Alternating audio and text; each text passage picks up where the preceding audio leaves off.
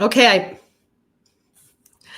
I botched the intro video. I had the music up too loud, so I'll have to go ahead and replay this again. Boy, it is Thursday. My hair is on fumes. Apparently, my microphone's on fumes. Sorry about that, guys. Hi, everybody. Welcome to Marty Time TV. I am Marty Caswell, and how are we all feeling today, huh? The Padres bullpen rebounded nicely against the Angels to go ahead and take that series. 3 scoreless innings, and Xander Bogaerts hit a 3-run home run in the first inning. All is well. The Padres can now they can head into their off day before the Vedder Cup. The Vedder Cup, which is an actual real thing, comes to Petco Park this weekend. Let me go ahead and start by setting up today's show. We are brought to you by the all-new Hamul Casino Resort, the Players Place. The man responsible for the Vedder Cup, and you're going to be hearing about this all weekend long. He was a former Padres beat reporter for the North County Times. His name is Dan Hayes. He is going to join the show. We will also check in with John Conniff of Mad Friars. I know a lot of Padres fans were concerned when the news came out a couple days ago that Ethan Salas has been shut down. He's in the IL with a stress fracture in his back. So another injury for one of the Padres' top prospects. We'll check in with John Conniff. I'm sorry I missed that open because I had some commentary from Manny Machado last night about his hitting philosophy, right? He has a 14-game hitting streak. He is with the second highest batting average in the National League, only behind, I think, Freddie Freeman of the Dodgers, and he's on fire. I have my calculator out. I'm adding up how much time we've spent this season talking about the Padres grit squad and the catcher's production. Martin Maldonado, no favors last night, struck out 3 straight times before walking in the 8th inning. But I think we're reminded of it yesterday that we spent time talking about Jackson Merrill, who's been hitless in back-to-back games. Jackson Merrill's a great player. He's going to carry this team as he did last season. Tatis, a great player. But Manny Machado, man, this team is going to go as far as Manny Machado takes them. And he's reminding us, even quietly, how great a player he is. I want to play for you right now some of Manny Machado's comments from his game last night and what he's doing differently. What's different about his offensive approach? I thought he had a very funny line, which really should be a T-shirt, Roto, where if you guys are listening, this needs to be on a T-shirt soon. Here's Manny Machado from last night's game after the Padres series win versus the Angels. I mean, you've always been a line drive hitter, but this year at a higher clip. Like, what is going into that? What do you think you're hitting the balls and making it happen? Just having good at-bats, make some good contact. Pretty simple. Nothing more to it. You're also taking walks, and like, are you consciously kind of passing the baton? Just playing the game. Just playing the game. Older you get, you know what they're trying to do to you, or how they're trying to attack you. So, just trying to have some quality at bats. When you are on a roll, what you've been on plenty in your career, do they all feel the same? Like, this is what I'm doing. It's fun to play baseball every single day. Put on that uniform and win some ball games. We have such a special team here, and it feels great to come to a ballpark every single day and be able to go do something special every single night.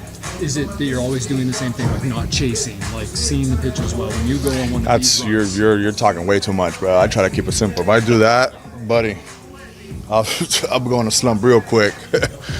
Just keep it simple. See ball, hit ball, man. That's as easy as you can make it. We all love big round numbers. 500 runs scored as a Padre tonight. What does that mean for you? Skipper just told me that. That's pretty sick. That's pretty awesome. Last few nights, a lot of conversation about the Padres bullpen, the struggle. How nice to see them go and do what they did tonight. I mean, it's a roller coaster. They picked us up for a long time, and it's human. To go out there and give up a couple runs. It's all right. We know what they got. We know that they're one of the best bullpens in the game, and we're not really too worried about it. Like a guy at the front or on the wing? I gotta watch the game. I know you know. Just watching it? Yeah, but I'm not. I'm babysitting right now. Okay, so that was Manny Machado. If you couldn't catch the very last question from AJ Cassavell, he was asked about SDFC. He wanted a breakdown, I think, of Andres Dreyer. So that was Manny Machado. And if I could also set the scene, his 1-year-old son who just learned to walk was like, picking at his ankles yesterday when we were trying to talk to him. So that was really, really cute. Okay, we're gonna get to Dan Hayes here in a second because he has a deadline. The Twins are playing, I think, in Chicago. I'm not sure where they are today. I didn't even check that out. But Dan Hayes from The Athletic is going to join us right now.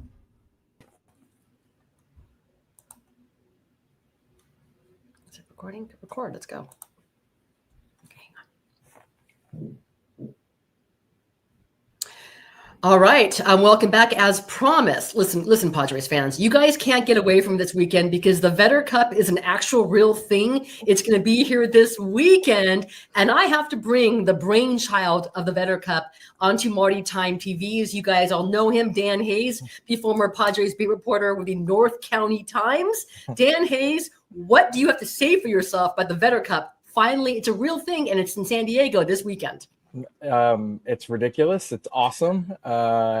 It's crazy. It's all of those things at once. I'm glad that the stupid attempt at humor 15 years later got recognized. It's pretty incredible. Just I was in Las Vegas with one of the Mariners writers at the time that it came out, and it was just so hilarious to us. Like the whole weekend we were laughing about it because we were bored and we were on the internet, and that's it. Me and Corey Brock were bored in.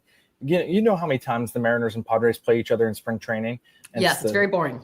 It is. It's you don't even get a car ride.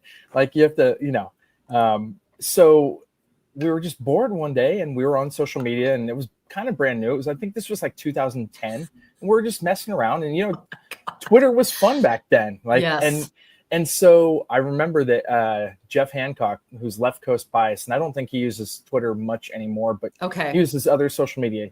We were crowdsourcing like, hey, these two teams play each other. It's so stupid that because look, the Giants play the A's, the Cubs play the White Sox, right? The Angels and Dodgers. There's all like these rivalries, and then there's Mariners Twins, and it's just like, what is the purpose? They're the leftovers basically, and so how do we make this stupid and more interesting? And that was basically it. And when that happened, it was like, okay, this is stupid. And we knew there were so many older journalists that were just, what are you guys talking about? This is so dumb. And they were correct. They were 100% correct. Right. But we were just having fun. And I think then 1 year Fox Sports San Diego picked it up and ran with it. Okay. And that gave us a little bit of legitimacy at that point. Yes. And then it just died until this year. And I mean, look, what I love about it is that Eddie Vedder getting the humor behind it, and also like the teams recognizing they need to do something for him and give money to his charity, and like it's using his name, right? Yeah. You're using his name, the trophy in his name. The trophy is so amazing. There's going to be a trophy. I mean, look, when internet stupidity can turn into money going to charity, like that's the coolest part. Like, is there's money going to charity for this, and like. Everybody's in on the joke because the Mariners and Padres, there's no reason other than they're the leftovers as far as geographic rivals. Right. Unless the team gets to Portland or something like that, this will always be a thing. So I love it. And I'm glad there's now an amazing trophy. And as you can see behind me, there's a Pearl Jam poster and a Pearl Jam pennant. So, I'm fully in support of this, and it's definitely, it's so ridiculous. That's amazing. I wish you and Corey Brock and Hancock, you guys should all be here. I wish you guys were doing at the first pitch because it's your baby. That's what happens when beat reporters have too much time in those clubhouses. And by the way, and also when you're covering a lot of bad teams, when you have bad teams to cover, you have a lot of downtime. It'd be different right now. I mean, the Padres are so interesting. There's always so much going on that with the Manny Machado and Merrill and Tatis and whatever else is going on, there isn't much time to talk about the Vedder Cup. So I don't know if the conversation would be lost. So Dan Hayes, now with The Athletic, covering the Twins, formerly the Padres beat reporter from the North County Times, the man responsible for the Vedder Cup this weekend. I think the Padres sent the press release out on the first ever Vedder Cup back in March. Yeah. And I thought it was a joke. What was right? Like, is it April 1st right now? It has to be April 1st, right? What was your reaction when you found out this is going to be a real thing? Okay, so Tim Booth, who is Seattle Times, he used to be AAP, and I think we've gone to like 4 Pearl Jam concerts together. So when he told me the day or two before the press release and was like, I'm going to have to interview you. And I'm like, about what? Like, well, we're literally on a gambling college basketball trip. We're just there to hang out. And he's like being very serious. And I'm just sitting there going, why would you ever need to interview me? And then he mentioned it, and I was just flabbergasted. But you know what? Look, I'll take part credit for creating this. There's a great Hall of Fame writer here in Chicago, long since departed, Jerome Holtzman. He got credited with creating the save. You can look that up. It's an awesome. A beat writer created the save stat. It was just he was trying to And so me and Corey Brock and Jeff Hancock created the Vedder Cup. And unbelievable. One day, I'll look back and think amongst my accomplishments, my career accomplishments, this is up there, and it's so ridiculous. It's so amazingly ridiculous. I love it, Dan. I know you have to run in a second, but just briefly, because we could call this segment. They have like 6 degrees of Kevin Bacon. Okay. We can do 6 degrees of Dan Hayes, because you're linked to 2 former Padres managers. One would be Buddy Black. Yep. I saw some of your quotes about Buddy Black when he was fired by the Rockies, and the other would be one of the previous recent managers of the Padres, Jayce Tingler, now with the Minnesota Twins. Yep. First of all, just a quick thought on Buddy Black. There was nothing he could do. I love Dave Roberts' comments more than anything, just because, look, Buddy's been nursing that situation for a few years, and they've spent some money, but they've not spent money properly. Everybody talks about it. We do a poll at The Athletic every year about organizations that are probably in the worst way. The Rockies always get mentioned. Their systems are archaic, and apparently they believe that they're good. No good manager is going to overcome that. Buddy, I saw him the day before the season began. They had an exhibition against the Twins in Fort Myers because they were opening against the Rays. And he was just as excited about a team as ever. And think about what that is. They're 7-35. And he was thrilled to be there. They'd gotten in at 3 a.m. It was like 11 a.m. West Coast, or it was like 8 a.m. West Coast time when they hit the field. He was tired, and he was out there just having the time of his life, yelling at guys, getting them fired up, trying to get them going. So it's disappointing. It's especially because the lack of chances he ever had to have a good team. Yeah, he's a smart guy. He's an insightful guy, and he is the good pace, the good even keel type manager for teams. That's why he's stuck around so long. So it's unfortunate. Before I get to Jayce Tingler, I'll say on another note. I mean, Padres fans, as much angst as you might have over Xander Bogaerts, who hit a big 3-run homer yesterday, and who's well liked in the clubhouse, it's not the worst contract in baseball. That's going to be Chris Bryant. There's a lot going on there, not just the back issues, his lack of love of baseball, not liked in that clubhouse. So you can't overcome things like that. All right, Jayce Tingler. How's Jayce Tingler doing? He's great. I remember a couple of years ago talking to him, and he said that being a bench coach added like life years back on. I think he's enjoying it because he's one of the guys. He talks to every player every game. He's very much involved. But I think he likes the back seat a little bit. Like, I don't think he'd ever manage again. I don't think he'd want to manage again. No, I think being in San Diego kind of destroyed him. When I saw him when the Twins were back in San Diego last year, he looked younger. His eyes had life to him. He had spark. That's tough. That was a tough situation too. When you lose that clubhouse and you had those personalities, Eric Hosmer, Manny Machado, the Blue Padres, you had no chance. You had absolutely no chance in that clubhouse. So, Dan, I know you have to go. I am so appreciative of you. I will be thinking of you and Corey and texting you guys all weekend long, because it is kudos to you, or you're to blame for the Vedder Cup that's taking over. I'm going to go with blame. Don and Mud, all the jokes, all those corny jokes. Everyone in the clubhouse will be asking Manny Machado or Tatis about their favorite, Pearl Jam song, and they're going to have no idea what we're talking about. So this is your fault. Congratulations. It's great catching up with you, Dan. You too, Marty. Thanks for having me. All right. Take care.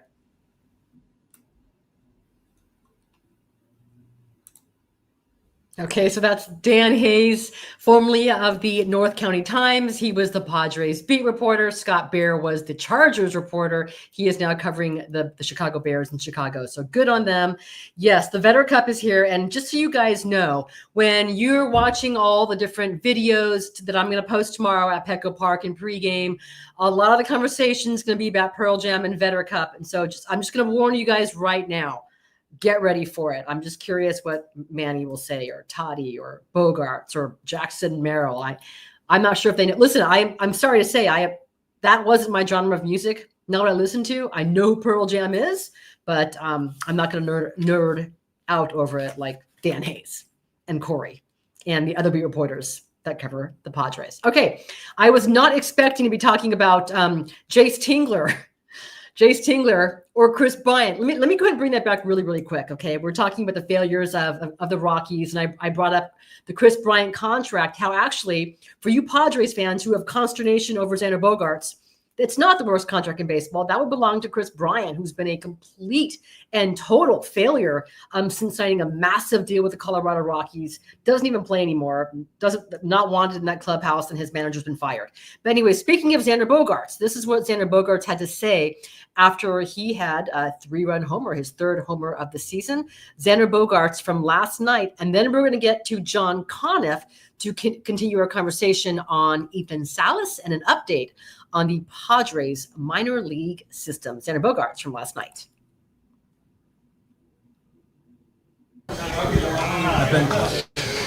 Man, feels good, Got one where they can't reach it, It's definitely nice. Nice bounce back series win. I mean, we all know how much the first one hurt, and the bounce back was huge. You get up, and then your pitching did what it has done so often. Lately, the bullpens, what did you think of tonight's game? It's the same as hitting, as a team, you go through rough stretches where you can't gather a run, and the bullpen has been so good, so lights out the whole year that at some point, you don't want it to happen, but I mean, it's a little inevitable, I guess, so they bounced back nicely today, and hopefully they can go on that nice run again. Manny was on base 4 times tonight. Schilt talked about how much more dangerous he's become as a hitter. What have you noticed about his approach? What's been different about him? I mean, he's swinging at a lot of his pitches, the ones that he wants. There's not a lot of borderline pitches. I mean, when you're swinging the bat like that, I think teams always tend to be a little careful with you also, and he's not swinging at balls. He's not expanding as much. He's very locked in right now. Fernando talked yesterday about how much of a grind, how much exhausting that last road trip was. How much you guys looking forward to this day off? Oh, man, you have no idea. You have no idea. Came in today, probably the game I was feeling not at my best at all. Coming in that clubhouse, and I mean, had a good game, and thankful for that. You guys scored a bunch of runs this series, kind of capitalizing on things that went wrong on the other side. What makes you guys so adept at capitalizing on other teams and give you a chance like you did in the 8th inning today? I mean, we have a lot of good hitters, and it happens the same on our side. When we mess up, other teams kind of do the same to us, and just getting traffic, getting guys on base, and Lockridge got a huge hit towards the end right there to open up the game.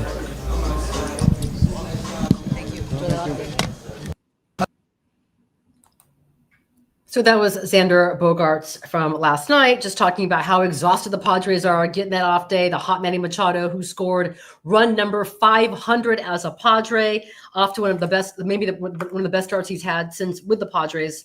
And he also mentioned Brandon Lockridge, who had a nice key hit to give the Padres some extra insurance runs in the 8th. It'll be interesting to see. We spent some time talking about this yesterday with Alvin Gonzalez from ESPN about the biggest needs facing the Padres. He mentioned their left field position, their bench depth, but you had Lockridge starting versus a lefty yesterday instead of Jason Hayward. So I'm interesting to see how much longer the Padres can go with Jason Hayward and what's next, and if they're going to add. Okay, as promised, we are going to end today's show with John Conniff from Mad Friars. When that news came out on Ethan Salas, he is one of the first the first person that I thought of, because of course he covers the minor league system as well and as thoroughly, he and his crew at Mad Friars, as anybody else. So here is a conversation with John Conniff from Mad Friars.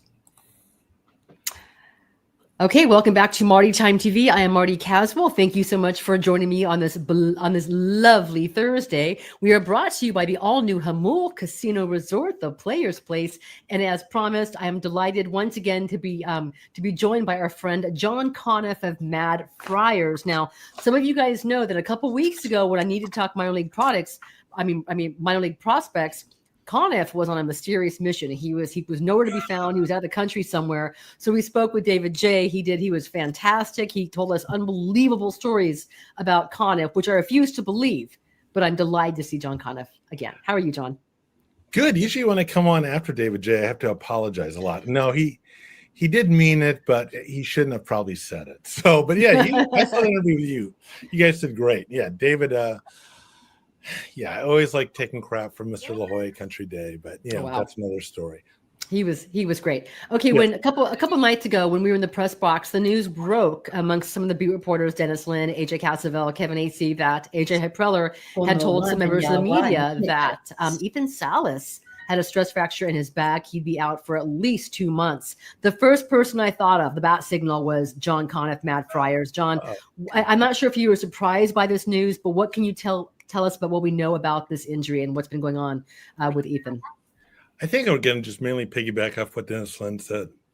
We haven't talked to AJ directly. We'll probably find out some more information. One of our writers will be in San Antonio in a couple weeks, Clark Farrenhold, who you also met. And from what I understand, it's more of a stress factor, which really affected him more when he was hitting. And just like the rotational twist off that, not so much when he was catching.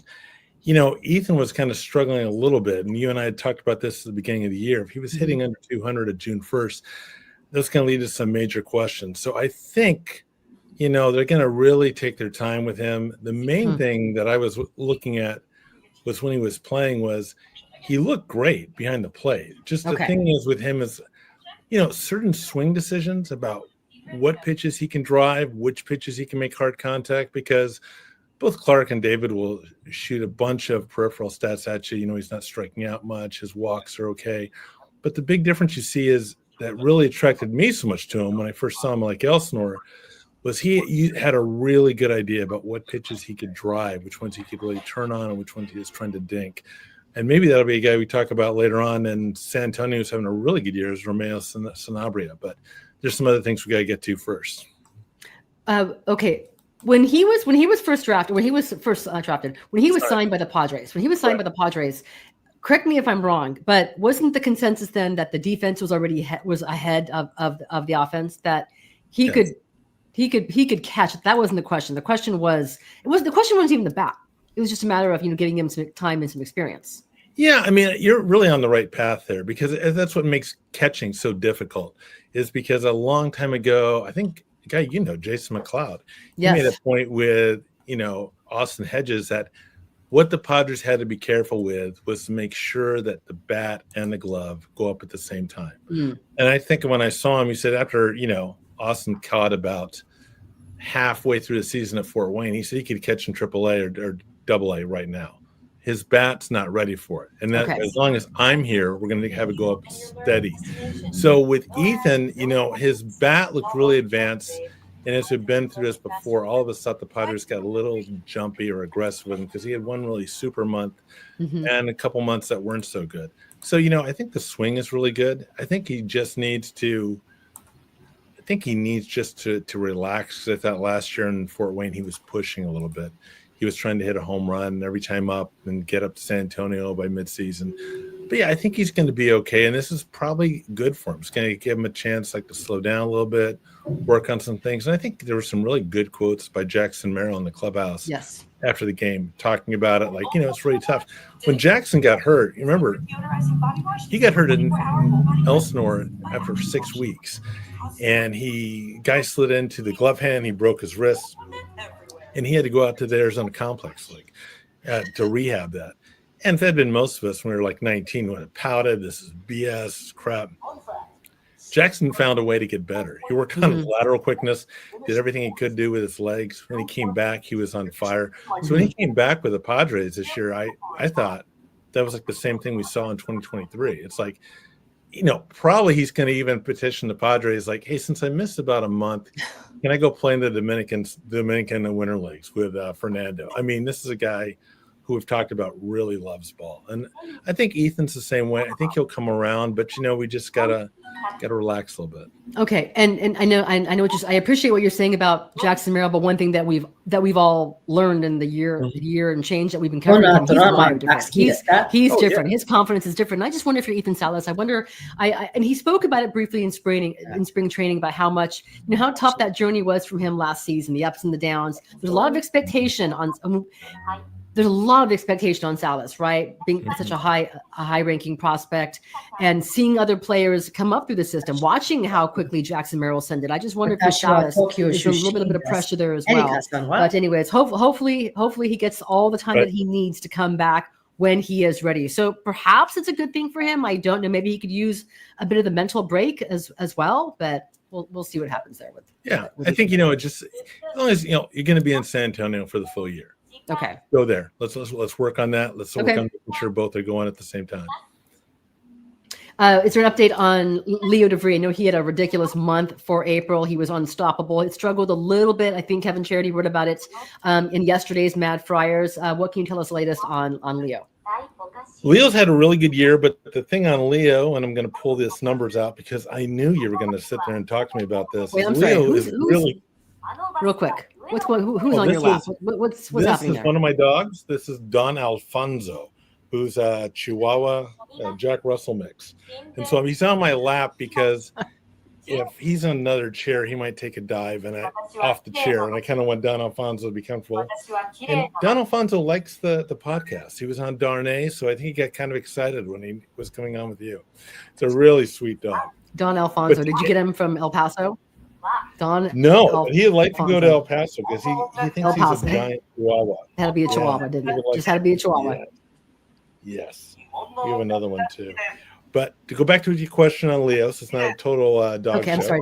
Yes. At home he's hitting 386, 491, 659 as a slash line. On the road he's at 219, 282, and 406. And he's 18.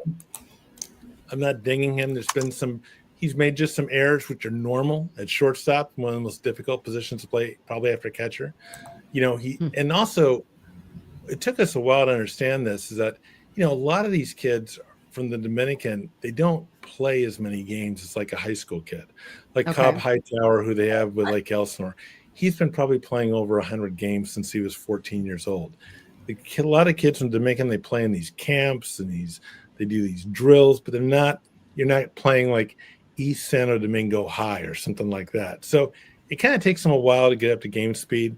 Leo's 18. He's doing great. I'm really looking forward. I'll be in Fort Wayne next week. Yes. Okay. Hopefully I'll chat with him there. Can practice my Duolingo Spanish.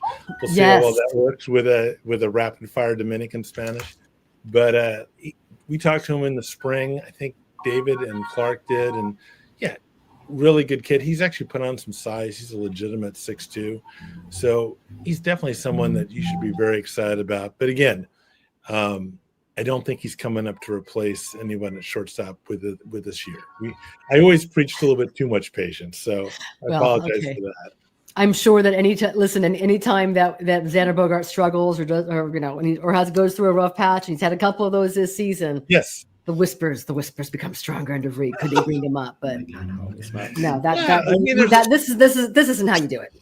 There's a lot to be excited about Leo. He's doing great. He's 18. He's playing against guys about maybe 4 years older than him. He's got a beautiful swing from both sides of the plate. He's got all the tools to play shortstop. Oh my God. Just needs some more time. Good deal. Kash Mayfield had an exit with a shoulder issue a couple nights ago. What is going on with Kash Mayfield? Yeah, it was the other night, and Kevin Charity, who we just mentioned, he did an excellent job. Was he there? Okay. That was in Elsinore? Yeah. Okay. And I think the way they described it was, he just felt a little tinge in his shoulder, thought he'd be okay. He threw one pitch after his warm-ups. The catcher came out there and said, no, stop it. They came out, they got him. From what we understand from the Padres, who he texted, is that, it's some type of shoulder discomfort. They're they're putting him in some imaging things. And, when they have some information, they'll know. So all the doctors on Twitter out there, there's they're not saying anything because they don't know. And I think they're being pretty straightforward on that. And, that's a really good thing as someone who lives in Washington, D.C. It's a good story. Is one of the games the Nationals played, Steven Strasburg was on the mound, and Strasburg threw a pitch, and that just blew out his elbow. The announcer on the game, Ron Dibble, sat there and went off and goes, these young guys, they got to be tougher now. They got to go through it and all this. The owner of the Nats went nuts when he heard it. He got canned. So, anytime a pitcher has a back, a knee, or anything like that, they're throwing the ball so hard. If anything is off on that, it can cause serious injury. So they did the right thing, got him off the field, and hopefully he'll be all right. I forgot about that Dibble story. So he was fired for that, for criticizing Strasburg and saying that he was being coddled and being a baby. Oh, yeah, wow, yeah. He was a strange dude. You'd go in the press room and he'd be in there in short sleeves, and he had like full tats on both arms and all this stuff, and like really short sleeves. Kind of a different dude. Yeah, sounds like Pat McAfee. But he was one of the original, right? But he was one of the original Nasty Boys. I mean, we're talking about bullpens. He was one of the original Nasty Boys of the Reds bullpen, right? Norm Charlton, Rob Dibble, and who was the third? Who was the third guy? Norm Charlton, Rob Dibble, and one other guy. I forget, another blonde guy. Yeah, but Dibble was a former pitcher. He should know when all these blondes look the same. Yeah, you know how it is. Okay, got to leave a little bit of the meatheadness at the door, Okay. I'm gonna Google Nasty Boys. I'm afraid what's gonna come up when I do that on my phone. But while I'm doing that, John, the MLB draft is just about a month from now. Yeah. What are some names for you diehards out there? And I'm sorry, but I'm not scouting high school or college baseball unless it's local. What are the names Padre fans might want to pay attention to? Okay, if we were scouting high school and college players too, our wives would all kill us. Yeah. Enough of the minor league stuff. There's a limit to how much we can do. Yes. What we probably do on Mad Friars is about Padres are drafting 25th. About a couple weeks, we'll do an interview with Jim Callis from MLB, and he'll give us an idea who are the guys they could potentially look at. Okay. Once they get the draft done, we interview Carlos from, I'm missing his last name, from Baseball America, and we'll talk to Jim Callis again. And, all these – the Padres are pretty much going to take a high school guy with their 25th pick. The people I've seen down there, typical assortment of middle infielders and right-handed pitchers with big stuff. So we'll look forward to doing that. And we'll see if I come back on.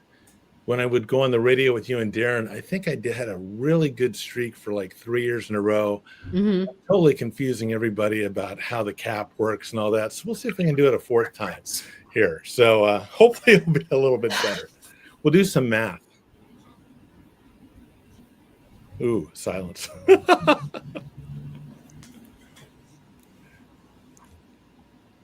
Okay, deal. Sorry, even though I'm plugged in, so I don't want to go and test this too long. But I'll say I did go through the Nasty Boys. I found the right Nasty Boys. There's a lot there when you type in Nasty Boys in the search. Yeah. Randy Myers. I don't know how I could forget Randy Myers. I mean, he was with the Padres. He was such a strange dude. Randy Myers with the bandanas and his strange workouts. So Randy Myers, Rob Dibble, Norm Charlton. Those were the original Nasty Boys of the Cincinnati Reds from the 90s. Outstanding. So there you go, boys and girls.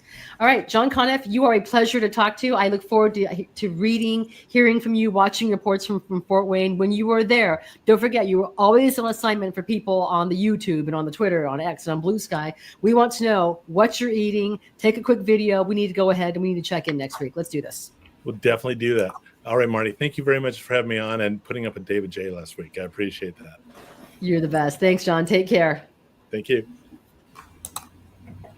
Okay, so that's John Conniff from Mad Friars, man. You guys are very astute. You pick up everything.